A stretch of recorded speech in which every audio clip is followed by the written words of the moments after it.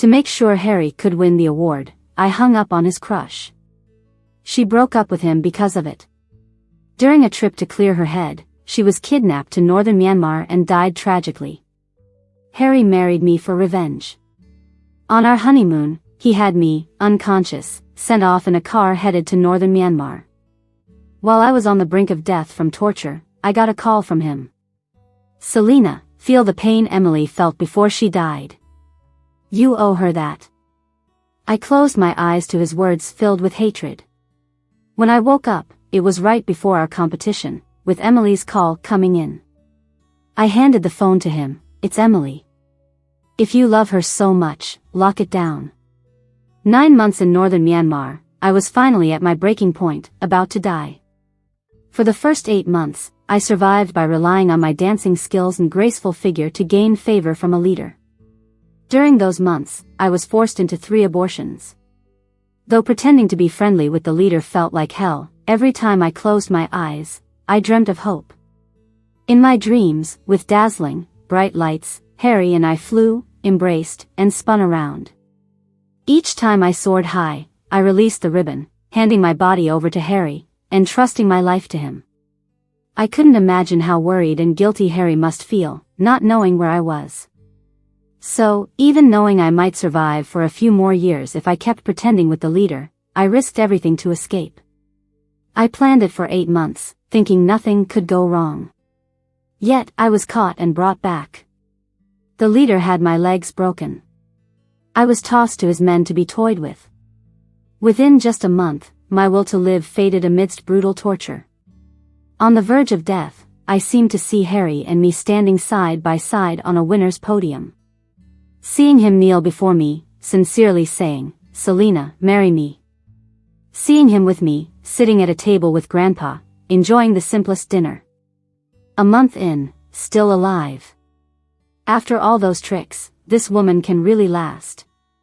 "Hey. Take the call." Dazed, someone kicked me, pressing a phone to my bloodied ear. "Selena." In September, the first tears I ever shed rolled down my cheeks upon hearing those familiar words. It was Harry. But my throat was too damaged to speak.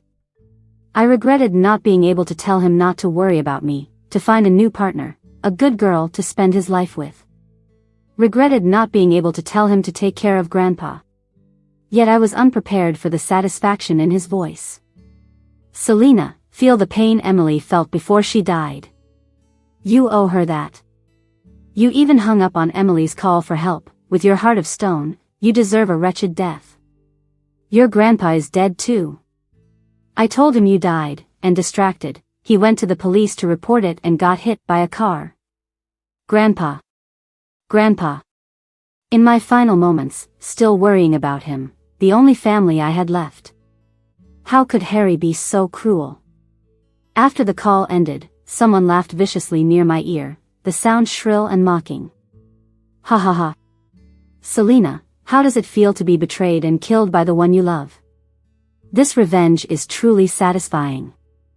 A hand squeezed my neck. The light of survival was finally extinguished. I died amidst Harry's hatred. Harry hated me for hanging up on Emily's call for help before our big national competition. Harry and I had been partners in aerial silks since we were kids. Aerial silks can be dangerous. Once, as Harry held me in mid-air, the silk attachment above gave way, and we fell onto the stage. But I knew that in that moment of breaking loose, Harry shielded me below. I ended up with only minor scrapes, while he was bedridden for 3 months. After years of supporting each other, and trusting our lives to one another, I thought we'd be together forever.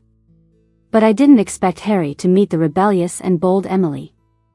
Emily was a student at a nearby tech school, with a family of some influence, reportedly with a father who had rough guys at his command.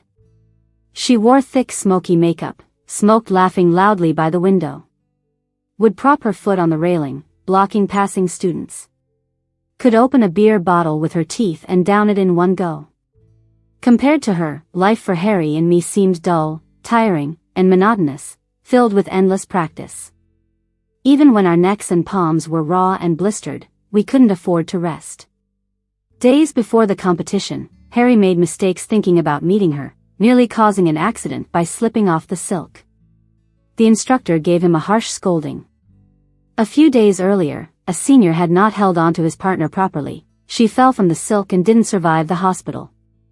In fear of him losing focus, in my past life, I decisively hung up on Emily's call.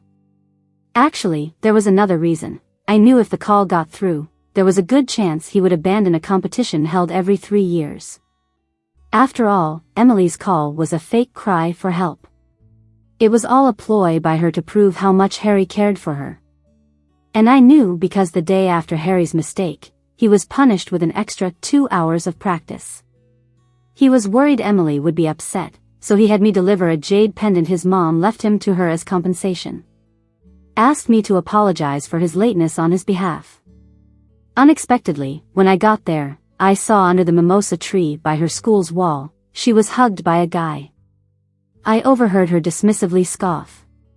Harry, apart from a decent body and looks, what is he good for? He's just a compliant dog around me. You think I can make him quit the national dance competition? Watch me. Right after, she put on this exaggerated act, pretending she was kidnapped. The guys around her couldn't stop laughing, calling Harry an idiot. With the competition coming up, I was worried telling Harry might mess him up, so I kept quiet. Before the contest, I borrowed his phone, said I needed to call my grandpa. I cut off Emily's calls for help just like that. After the performance, I handed back his phone and mentioned Emily's calls. He saw 36 missed calls and instantly freaked out. When he finally heard her, he looked at me differently. Disgust, hatred, anger. Without saying a word, he rushed past me, almost knocking me over. Our hard work paid off, and we got second place. But I was the only one on stage for the trophy. That night, Harry never came back to school. He searched for Emily the entire evening, they said. The next day, Emily showed up, perfectly fine, argued with Harry, then left to travel by herself. Harry seemed normal, kept practicing with me as usual. I gave him a heads up during training. Harry, Emily's kidnappers were her dad's people. She was testing you. Emily's been insecure since her mom passed. She's just trying to see if you love her. Turns out, he already knew.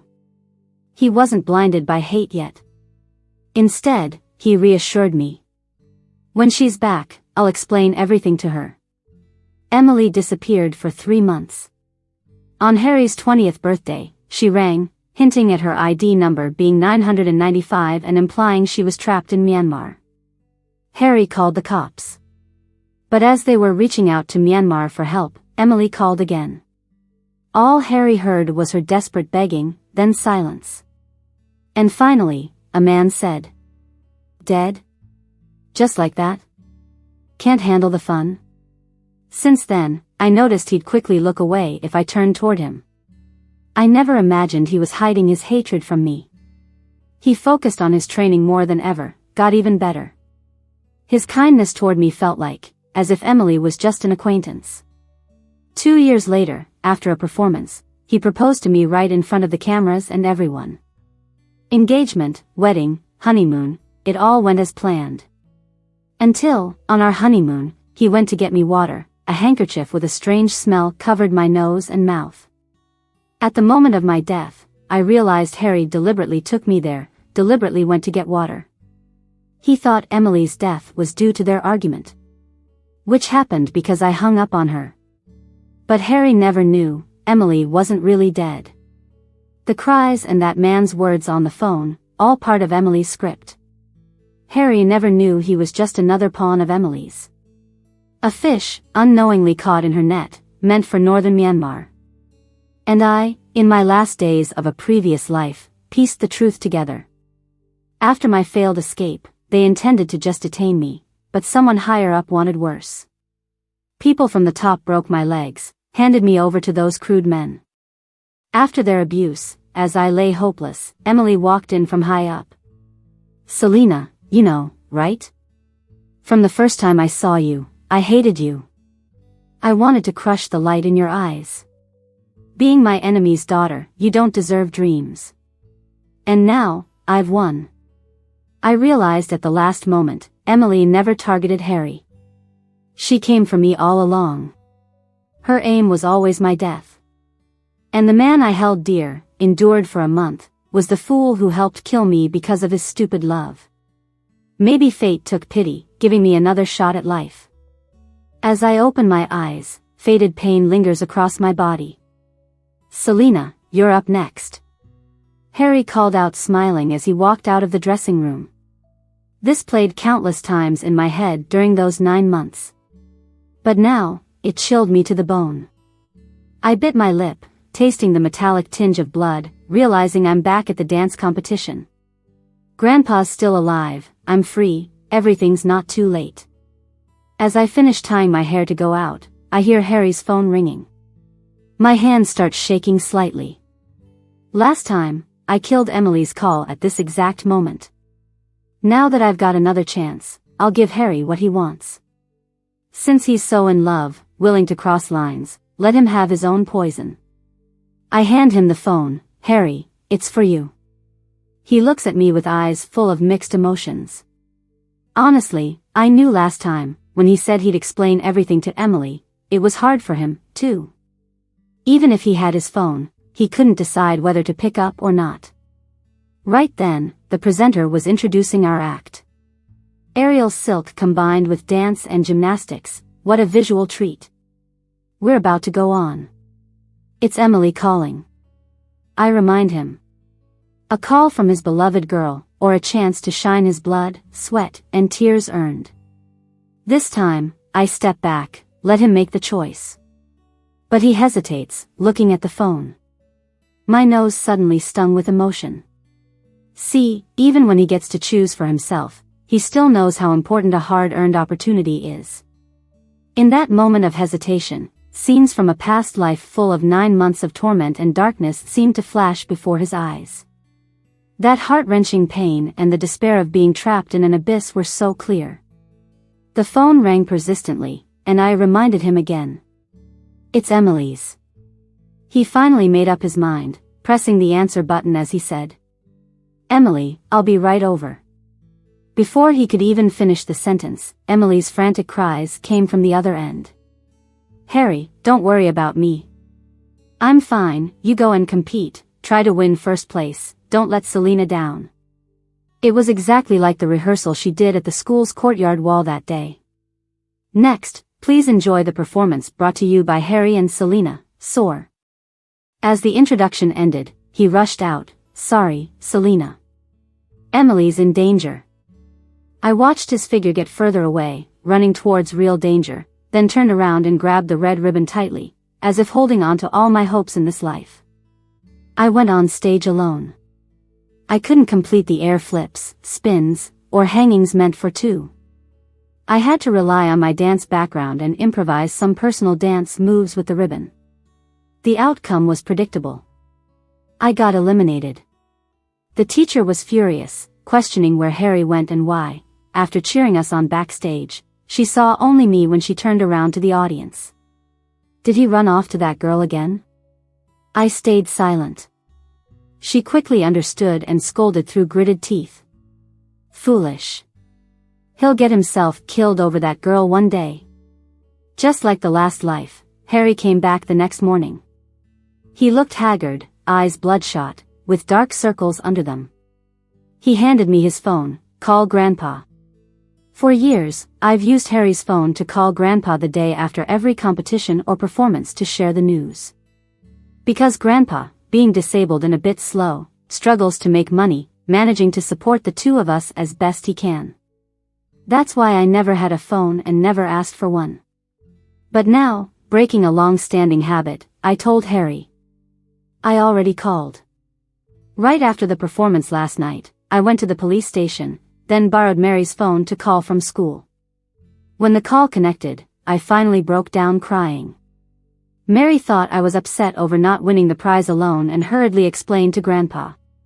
Grandpa said, Selina, don't cry. Selina is the best. His voice sounded a bit panicked. Grandpa, I miss you. Grandpa, we'll see you tomorrow. Now, bypassing Harry, I saw Grandpa outside the courtyard, hunched over on the wooden cart. Grandpa. My eyes smarted and burned. In the last life, when Grandpa heard the false news of my death in northern Myanmar, he rushed to reach the police station by pushing his cart and was hit by a speeding car en route. Looking back, I saw the instigator still standing there, looking in my direction. I clenched my fists, my nails painfully digging into my palms. He's despicable. For his ridiculous love, he's not only hurt me but also implicated the only family I have. The worst part is, he was just a pawn in Emily's hands to deal with me all along. Actually, there was another reason I ignored Emily's call in the last life. Emily's dad, Leo, had mistreated Grandpa. It was just an ordinary summer night. Grandpa sat on the cart, selling balloons on the street. He had just received a call from me about going to the competition. Being a bit hard of hearing due to his age, he spoke a little louder and got severely beaten by Leo. He straddled Grandpa, pressing his head into the concrete. Slap after slap, cursing him. There were many onlookers, but Leo had several hooligans with him. No one dared stand up for Grandpa. My somewhat clumsy and crippled Grandpa could only whimper while lying on the ground. Help! Help! If not for a passing auxiliary officer who stopped Leo's cruelty, I can't imagine how brutally he might have ended up. Later, when I was being tortured in northern Myanmar, barely hanging on, I learned from Emily. Leo beat Grandpa, all because of me. She said, "Why did that old fool have to adopt you, of all people? There are so many orphans, he could adopt anyone, but he chose the daughter of our enemy." Yes, Grandpa isn't my biological grandpa. He's the village guardian in their village. It said a village guardian ensures peace in that area. Thus, he seemed kind of normal but took longer to react than most. I remember when he found me, I was only 5. Back then, I kept asking for my parents. He always deceived me, saying they were away making money to buy me candy and would be back by New Year's. Year after year, on New Year's Eve, I stood under the big locust tree at the village entrance, waiting. Yet year after year, they never came back. Time and again, he'd hold my hand, bringing the teary-eyed me back to our rundown home. A place where it rained heavily outside and lightly inside, yet it held my favorite pure milk and donuts. Those were bought with money he earned scavenging and selling balloons. Every time I handed them to him, he'd always claim he didn't like them. As I grew older, I slowly realized his dislike was pretended.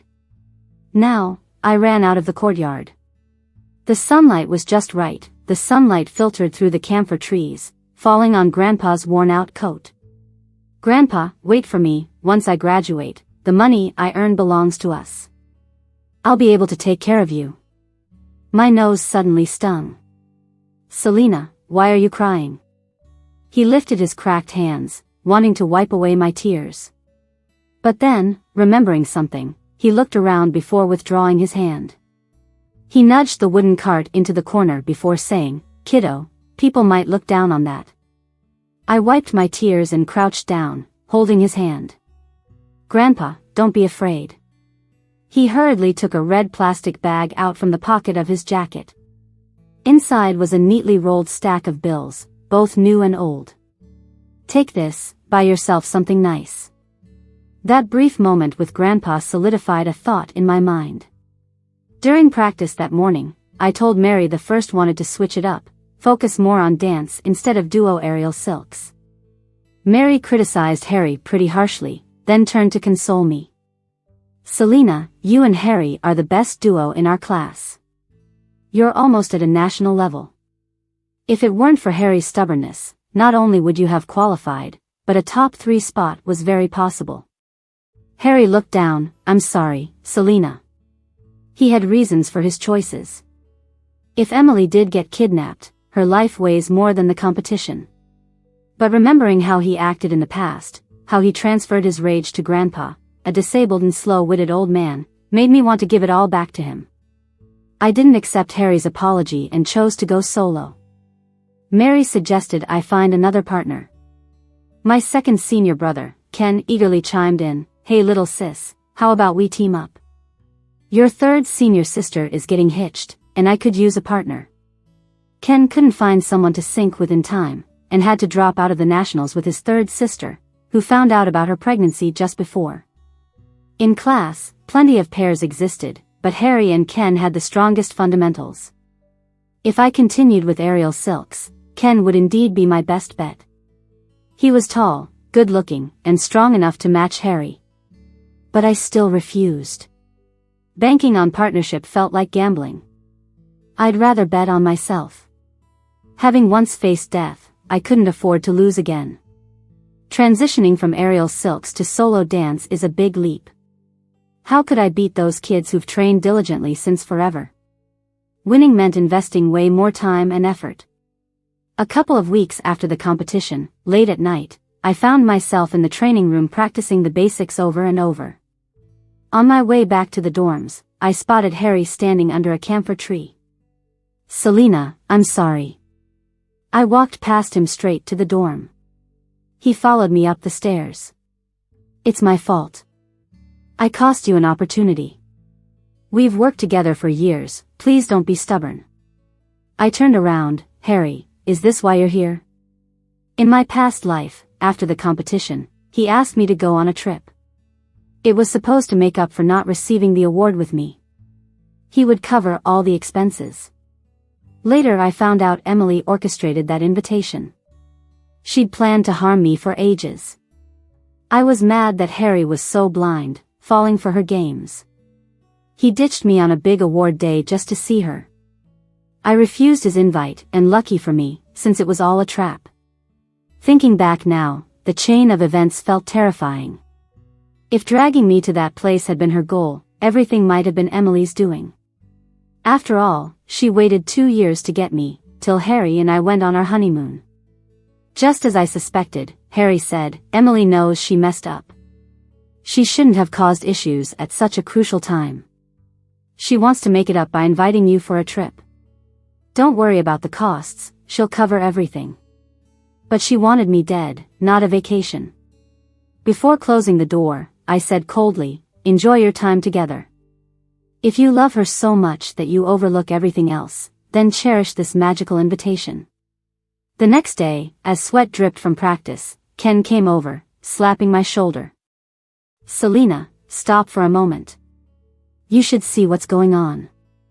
Harry and Emily were fighting outside our school walls. I wasn't interested in watching, knowing she'd soon travel and meet her doom. "Hey Selena. Your grandpa's outside the wall too. He's been here since morning. I asked if he wanted me to tell you, but he didn't want to disturb your practice." Ken seemed pretty annoyed. "A junior dislocated his wrist. I was rushing to get him to the hospital and forgot to tell you." I sprinted outside, surprised Ken knew Grandpa. I thought only Mary and Harry knew him, as Grandpa always waited quietly outside, avoiding my classmates. But before spotting Grandpa, Emily's voice reached me first. "What will it take for her to forgive us? Does she really want me dead to accept my apology?" Her idea of making it up was inviting me to a trip. My heart skipped a beat. In another life, during an argument, she'd said, "Yeah, the kidnapping, danger all made up. Just to test if you cared." Yes, I was wrong, but how could you let someone else use your phone, Harry? Did you see through my plan? Or is my death the only way you'd be happy? Whether then or now, she still brought up my death. So, she's been laying the groundwork secretly, hasn't she? Otherwise, how did Harry end up drugging me and sending me off to northern Myanmar? I was standing outside the courtyard wall, watching her sob like a damsel in distress. I clenched my fists, chuckling coldly, "Yeah, you can watch all you want." She turned her head, surprised to see me on the other side of the iron fence. "Harry, you guys are really pushing it." She turned and ran off. Not long after, I heard a dull thump. It was Grandpa's voice. Then I saw a big bunch of balloons floating up into the sky. The four corners of the school courtyard walls are made of brick about 10 meters long. The rest of the courtyard wall is brick on the bottom and decorative iron railings on top. Grandpa's voice came from the corner outside the wall, and I couldn't see from inside, so I just bolted towards the gate. When I arrived, I saw Ken punching Harry hard. What the heck? You might be blind, but I don't care. If you let girls like her come to our school again, I'll beat you every time I see you. Turns out he used his height and jumping skills to climb over the wall before me.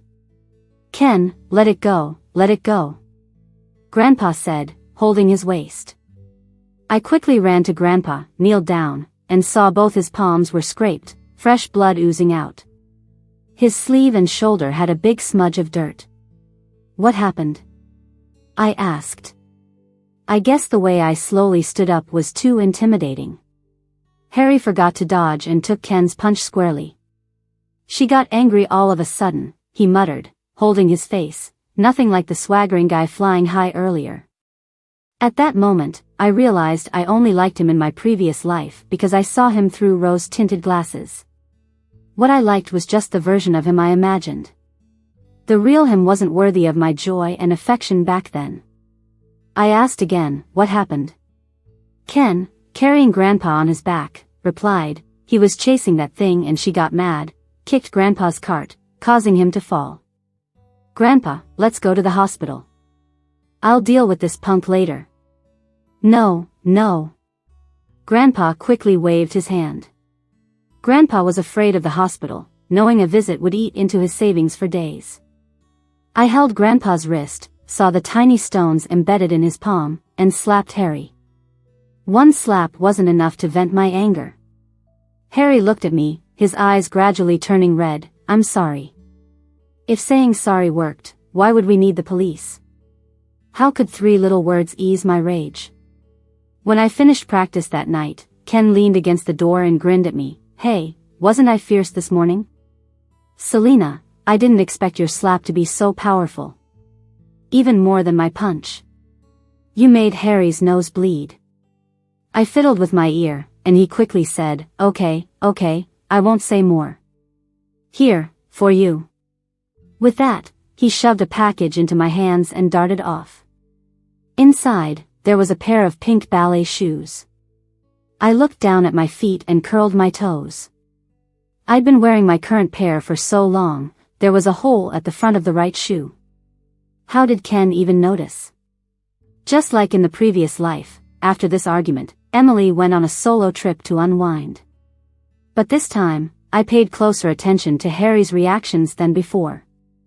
I noticed that when Harry was adjusting with his new partner, he often seemed distracted. On the 3rd night after Emily left, I bumped into Harry on my way back to the dorm. He was on the phone under the shadows of the trees and didn't see me. He sounded really worried. Why are you out alone so late? It's unfamiliar territory. I admit I was wrong, okay? Auntie, I wasn't trying to scare you. I was just too worried, so I raised my voice a little. She didn't really want you gone. I'm not taking her side. I shouldn't have just stood by when she said to just watch. Go back to the hotel. Please. Yes, she's malicious. Covered in shadows, he seemed trapped in some sinister aura. It struck me then that Emily's call was laying the groundwork for Harry's resentment towards me. Too bad I couldn't hear it in the past life.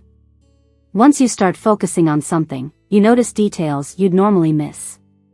The next day, same time, same place, I saw Harry on the phone again. He was visibly more anxious than the previous day. Someone's following you? Emily, don't scare me. Yes, it's my fault. Sorry, if I had come with Selena, you wouldn't be scared now. Emily, just send me your location, I'll come find you first thing in the morning. Yeah, she shouldn't keep holding it against you, she's being petty. Turns out, Emily was slowly fueling Harry's hatred by repeating these things over and over in his ear. Once it built up enough, her disappearance triggered a transformation. In the end, using her death as a pretext, she planted a seed of hatred in Harry's heart, letting it slowly grow into a malicious and toxic vine.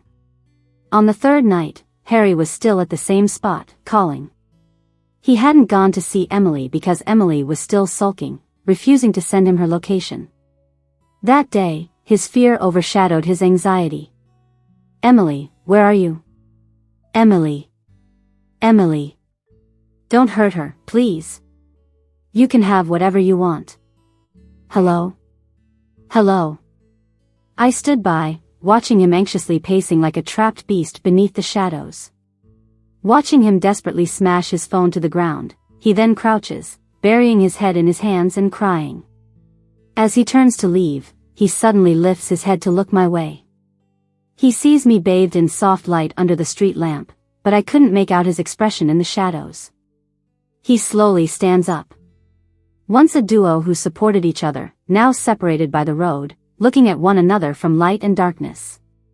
The concrete road between us feels like a vast chasm, severing all our past understanding, unity, hopes, and dreams for the future. It's like fate's big hand pushing us in different directions. At that moment, I finally understood why Harry's hatred ran so deep in the past.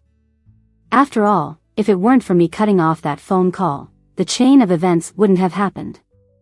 But I wonder, in this life, since I didn't hang up, does he still hate me the same way? Over the next 3 months, Harry became increasingly disheartened, drinking and weeping late into the night. His practice sessions were filled with mistakes. Once, during a simple aerial split move, he couldn't hold on to the red silk, causing both him and his partner to fall from midair. His right hand ended up fractured. Teacher Mary was furious, thinking he wasn't suited for partnered or group performances, and reassigned his partner.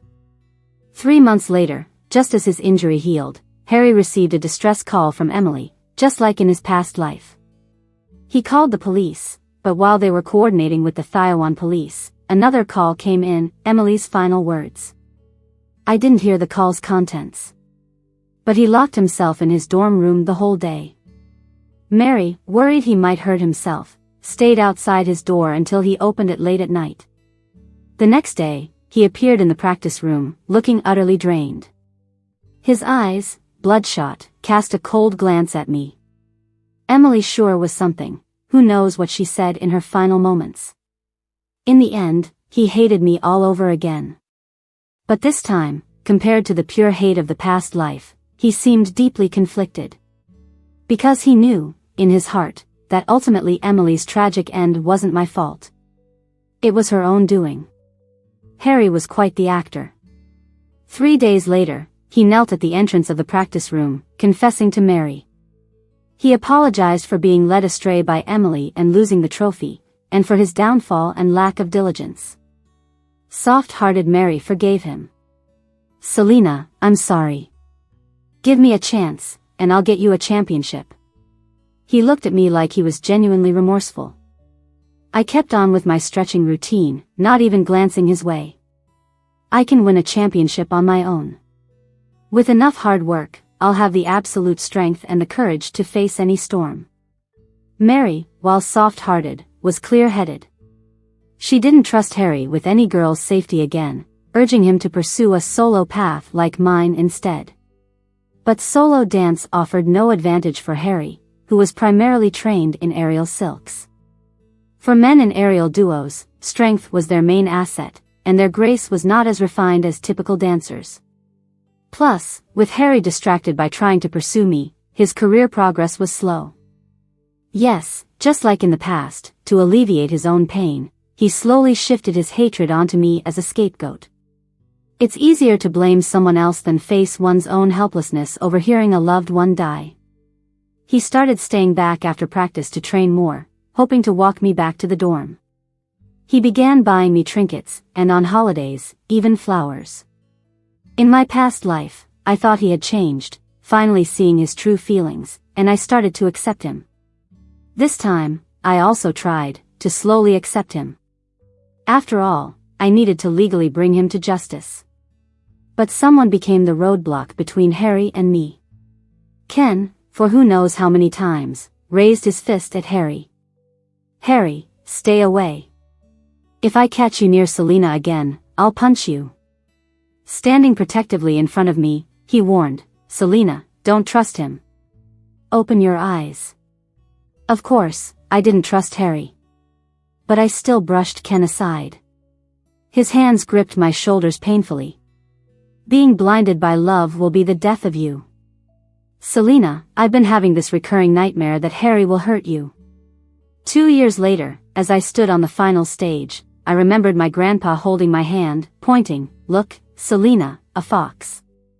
It was a small, injured white fox. Its dark eyes sparkled, its mouth slightly upturned, as if both smiling and hoping we would save it. We took it home and named it Coco, raising it till it grew up. I knew its every movement so well. As the music played, Mary's voice echoed in my mind. "Selina, you can do this. Dance isn't just about moves, it's about expressing emotions, a rhythm for the soul. Dance, and show the little foxes adorable charm, its allure and agility." 2 years. No, 15 years. Finally, I could stand on that stage, chasing the light in my heart, becoming my brighter self. This time, I relied on no one. With every smile, every lift, every tiptoe, I was the proud yet graceful little fox. Just a few moves in, I heard an audible gasp from the judge's table. A young judge, hand covering his mouth, looked at me in disbelief. Those eyes, sparkling like stars. I knew, he'd been caught in the little fox's enchanting dance. One performance ended with his continuous exclamations and thunderous applause. My sweat and tears, under today's dazzling lights, could finally be seen and acknowledged by everyone. The competition results were as I predicted. With my dance Coco, I took the crown.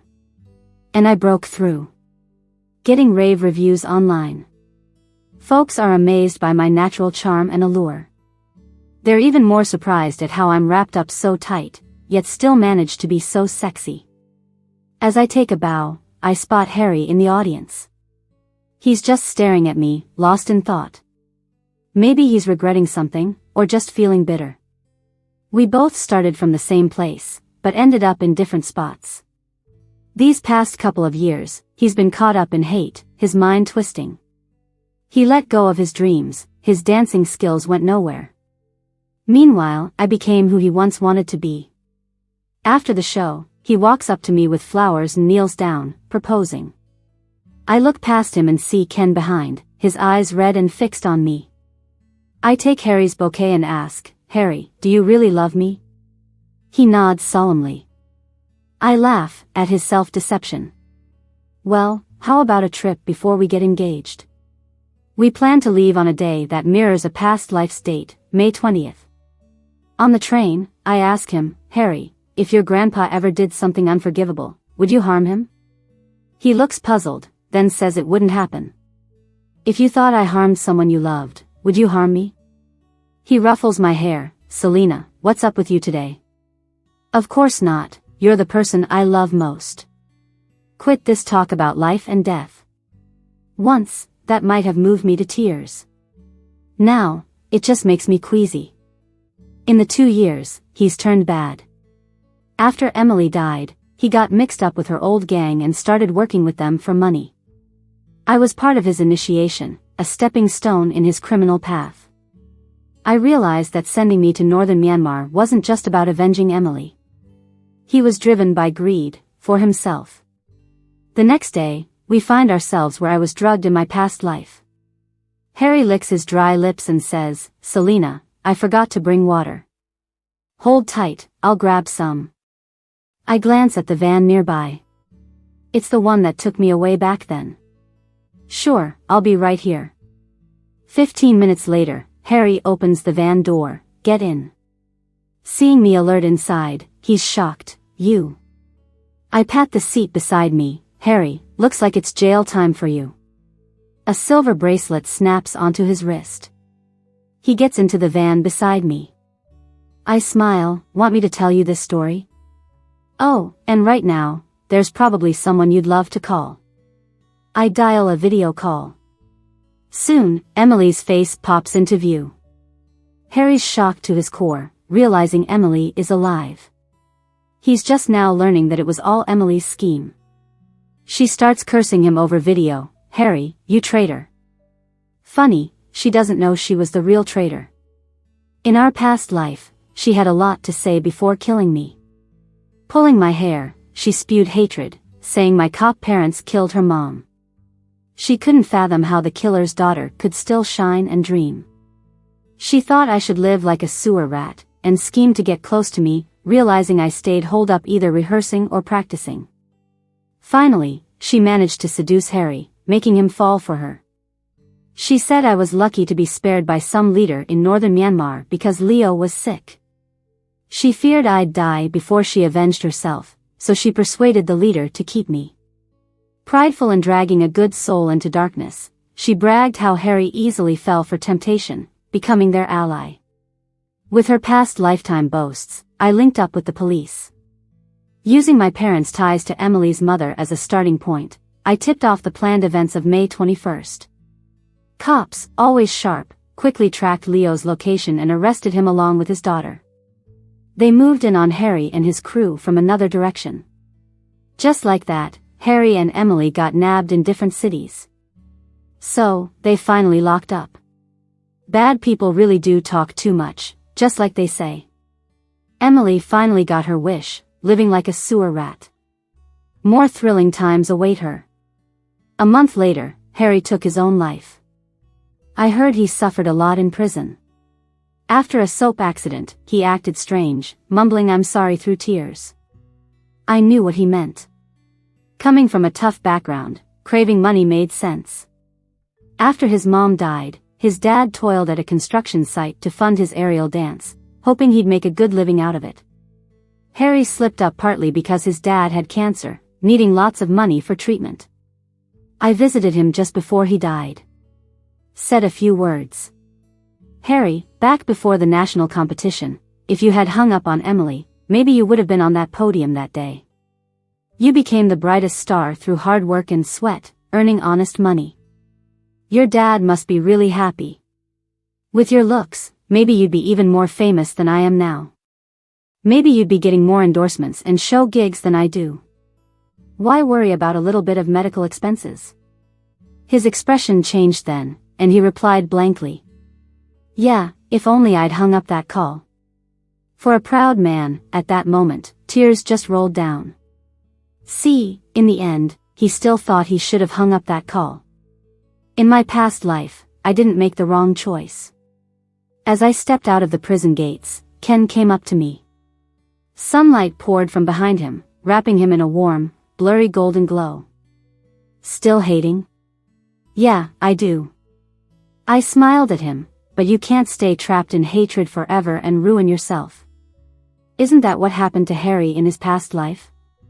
Life, you know, is about trying, reaching, gaining, losing, regaining, and then learning to let go. Letting others go, and more importantly, letting yourself go." He raised his hand to touch my hair, but I dodged, leaving him awkwardly scratching the back of his head. "How'd you suddenly get all wise? That's some real philosophy you've got there." He pointed to his grandpa sitting in his car. "Grandpa and I talked it over. As long as you agree, let's have the parents meet and set the wedding date soon." "I don't agree." I raised my hand to block the sun from my eyes, looked up at the clear blue sky with a squint. "I'm just in my early 20s, I can't waste my youth. I still have bigger stages to chase. Why get stuck in marriage? But if the other person is true love and brings me positive emotional value, I'm not afraid to give my love." So, I turned back to him and sincerely added 2 words. "For now. Life is long, and there are still chances. Right?"